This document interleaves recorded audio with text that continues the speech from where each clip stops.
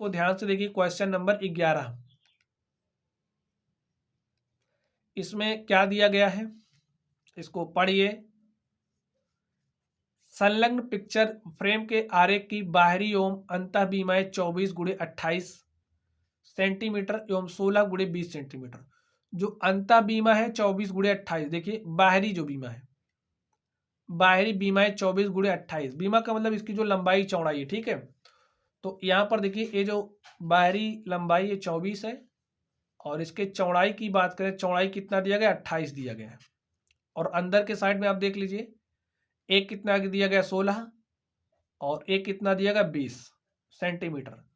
तो हमें क्या करना है, यदि फ्रेम के प्रत्येक खंड की चौड़ाई समान है, तो यहाँ पर ये जो फ्रेम आप देख रहे हो, इसके प्रत्येक खंड की जो चौड़ाई वो समान है, तो प्रत्येक खंड का क्षेत्रफल निकालना है। तो हमें इसका क्षेत्रफल निकालना है, हमें इसका क्षेत्रफल निकालना है, इसका क्षेत्रफल निकालना है, इसका क्षेत्रफल निकालना है। तो ठीक है स्टूडेंट, तो चलिए हम लोग क्षेत्रफल निकालते हैं।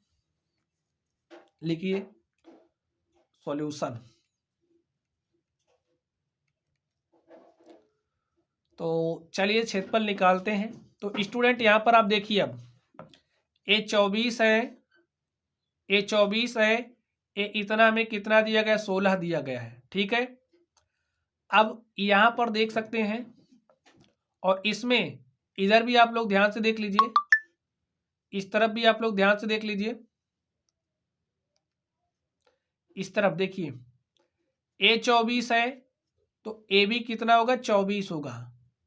और यहां से देखिए, जब ए 16 है इसमें, तो ए भी हमारा 16 ही होगा। इतनी बात आप लोग समझ रहे हैं, तो ए भी 16 हो जाए, यानी कि जो भी क्षेत्रफल इस भाग का होगा, वही क्षेत्रफल हमारे इस वाले भाग का होगा। इतनी बात आप लोग समझ रहे हैं।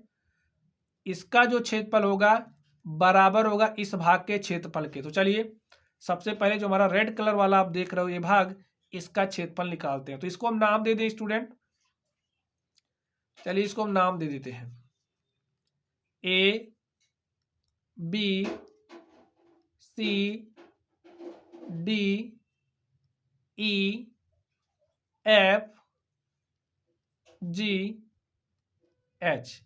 चलिए अब जो हमारा ए बी, यहां पर देखिए ए बी जी एच का जो क्षेत्रफल होगा, ए बी एच जी का जो क्षेत्रफल है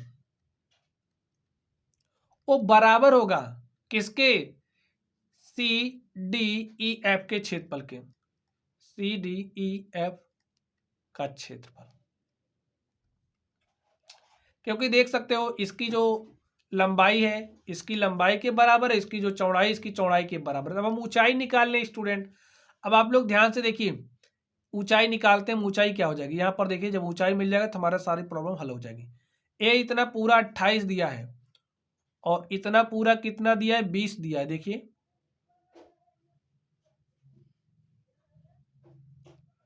इतना पूरा 28 है और इतना पूरा 20 है, तो ये जो ऊंचाई है बराबर बराबर बढ़ जाएगी। देखिए बराबर बराबर बटेगी, तो ए हाइट कितनी हो जाएगी, 4। पूरा 28 है, ऐसे देख लो ना, ये हमारा कितना हो जाएगा, 4 हो जाएगा। तो यहां से अगर हम ऊंचाई की बात करें तो क्या हो जाएगी, 4, एच का मान 4 हो जाएगा। तो हम लोग क्षेत्रफल निकाल लेते हैं। क्षेत्रफल क्या हो जाएगा, 1/2 इंटू में क्या हो जाएगा, समांतर भुजाओं का योग। समांतर भुजाएं क्या है, देखिए 24 और प्लस में 16, तो लिखिए 24 प्लस में 16 इंटू में एच, और एच का मान क्या आ गया है, 4। 2 1 के 2, 2 दूनी 4, तो 24 में 16 जोड़ेंगे, 24 6 30 10 40, और 40 में 2 से मल्टीप्लाई करेंगे तो हमारे पास क्या आ जाएगा, 80 सेंटीमीटर स्क्वायर। तो इसका जो क्षेत्रफल है वो 80 सेंटीमीटर स्क्वायर आ गया, और इसका भी क्षेत्रफल 80 सेंटीमीटर स्क्वायर आ गया। चलिए अब लोग इस अगले वाले भाग पर चलते हैं और इसका क्षेत्रफल निकालते हैं।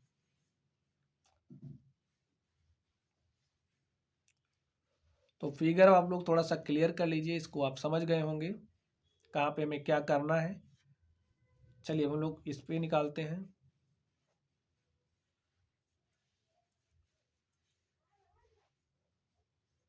स्टूडेंट नेम भी मिट गया। हमने किसको कौन सा नाम दिया था, इसको ABCD, इसको हमने क्या नाम दिया था EF और GH,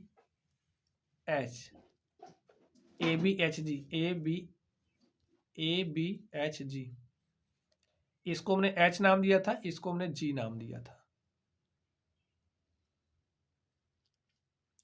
CDEF, ठीक, ऐसे हमने नाम दिया था। अब इसका क्षेत्रफल हमने निकाला 80 आ गया, 80 वर्ग मीटर, 80 वर्ग सेंटीमीटर, और इसका भी हमने निकाला 80 वर्ग सेंटीमीटर। अब हम इसका क्षेत्रफल निकालेंगे। देखिए BCFH, लिखिए BCFH का जो क्षेत्रफल होगा वो बराबर किसके होगा, DEGA के, DEGA के। क्यों बराबर होगा, क्योंकि इसकी जो लंबाई, देखिए लंबाई इसकी कितनी है, 28 है। ये जो लंबाई है इसके बराबर है, और इसके अगर अब इसकी लंबाई की बात करें तो ये भी 20 है, ये 20 है। तो निकाल लीजिए क्या हो जाएगा क्षेत्रफल, 1/2 इंटू में क्या हो जाएगा, समांतर भुजाओं का योग, तो लिखिए 28 प्लस में 20 इंटू में H। अब स्टूडेंट देखिए यहाँ पर H हमारा क्या होगा, तो यहाँ पर अगर हम लोग इस H की बात करें तो AH क्या हो जाएगा, देखिए इतना पूरा हमारा 24 है, इतना पूरा कितना है, 24 है, 24 है, और इतना 16 है, तो 4 इस तरफ हो जाएगा और 4 इस तरफ हो जाएगा। ठीक है, तो ऊंचाई हमारी 4 ही होगी, 16 8 24, ऊंचाई 4 ही होगी, H 4 ही होगा। तो यहाँ पर 4 से मल्टीप्लाई कर दीजिए, 2 1 के 2, 2 दूनी 4, 28 में 20 जोड़ें कितना हो जाएगा, 28 20 48, और 48 को 2 से मल्टीप्लाई करिए, हमारे पास क्या आ गया, 96 सेंटीमीटर स्क्वायर। तो यहां से आप देख सकते हैं ये जो भाग आपको दिख रहा है इसका क्षेत्रफल आ गया 96 सेंटीमीटर स्क्वायर, और इसका भी क्षेत्रफल आ गया है 96 सेंटीमीटर स्क्वायर। ठीक है, अब हम आपको क्लीन करके दिखा दें, सारी बातें आप लोग समझ गए होंगे। अब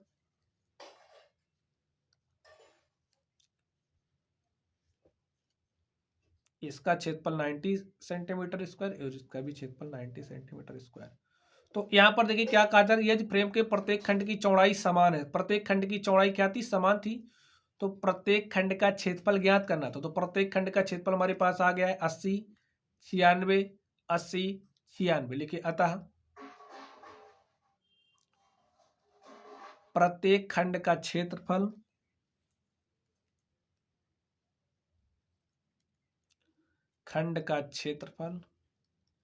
इज इक्वल टू 80 वर्ग सेंटीमीटर, 96 वर्ग सेंटीमीटर, फिर 80 वर्ग सेंटीमीटर, फिर 96 वर्ग सेंटीमीटर, 80 96 80 96 ऐसे।